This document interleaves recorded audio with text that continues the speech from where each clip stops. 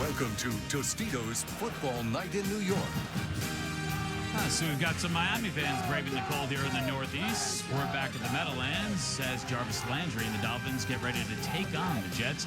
Landry has emerged as a star in Miami, but he grew up in the town of Convent, Louisiana, population under 1,000, and he remains very closely connected to where he's from.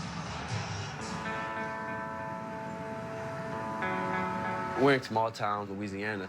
Pretty much everybody knows everybody. Friday night was the only time that the town closed. Only lights that was turned on was the stadium lights. Because, you know, everybody, that's what they live for, football. My uncle, my mom's brother, he pretty much held his family together. It started with him. He was kind of my first coach, my mentor, my father figure, you know, everything. You know, he had a massive heart attack, and then one day it was just like the end of the world. Everything just fell apart. Since I was 14 and he passed away, my whole mission was to complete what he saw from my life. You know, I felt like I have to become a football player. You know, I have to become an NFL football player. With the 63rd pick in the 2014 NFL Draft, the Miami Dolphins select Jarvis Landry, wide receiver, LSU. We cried tears of joy that night. He's there from looking after the house and cooking for me and, you know, just spending time with me, you know, so I can't get away from her. I ain't going nowhere. Daniel back to throw again. Over the middle, he's got Landry. Nice catch at the 20. 10, 5, touchdown Miami. Being a single parent, having two boys 7 years apart, working all the time. I always wanted my children's life to be better than mine. I was a strict parent. If I'm not home, you should be home and you shouldn't be nowhere else.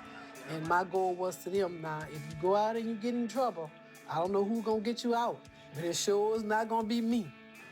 The sacrifices that she's made to make all of this possible, it means everything. You know, everything and more. And we saw it through together and we still together. Rodney, noticed you reacting to the piece. What really grabbed you? Well, he reminds me of myself because he plays with so much passion and he plays angry on the field. But, Coach, you could tell that he plays for his moms, something that I did. And, you know, it's unusual when you get your energy and your emotion and your toughness from an offensive player, especially a receiver, but he brings it to these guys. He is, Coach, and I look across the league, and he is the toughest wide receiver in the NFL. And trust me, you might see, if a fight is going on, you might see him in the middle of it.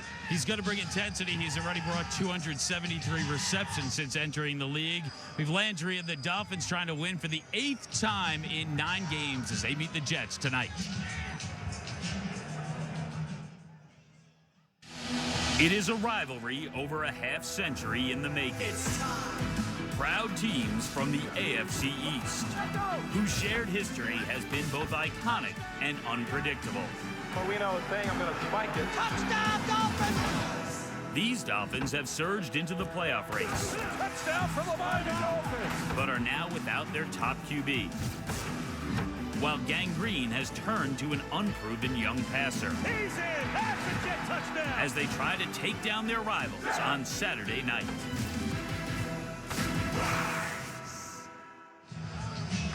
Snow earlier this morning, then it was rain. Right now, just a little cold, but the weather really shouldn't be that big of a factor. Kickoff getting closer at the Meadowlands. The 8-5 Dolphins, the 4-9 Jets, both coming off narrow victories last week as the tarp came off the field earlier on. So we're getting set for the game. Let's take a look at tonight's starting lineups presented by Tostitos. Rodney, all right, you have the Dolphins offense. What stands out? I'm looking at running back Jay Ajayi. It doesn't matter who the quarterback is. When they had the 6-game winning streak, it's because they were running the ball, setting up play action to take shots down the field.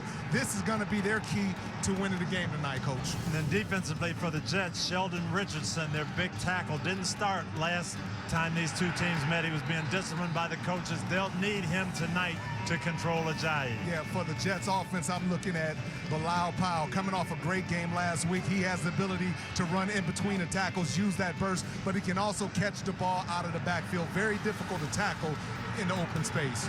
And defensively for the Dolphins, look for defensive end Cameron Wake. The Jets have had offensive line issues. Wake is a tremendous pass rusher. You'll see pressure from him tonight, no question. And, Coach, the guy Wake will be chasing around, Bryce Petty. He was sacked 6 times last week. He is getting a chance to prove that he should be the starting quarterback in New York. Jets and Dolphins just ahead. Football Night in New York is presented by Tostitos Chips and Dips. Bring the party.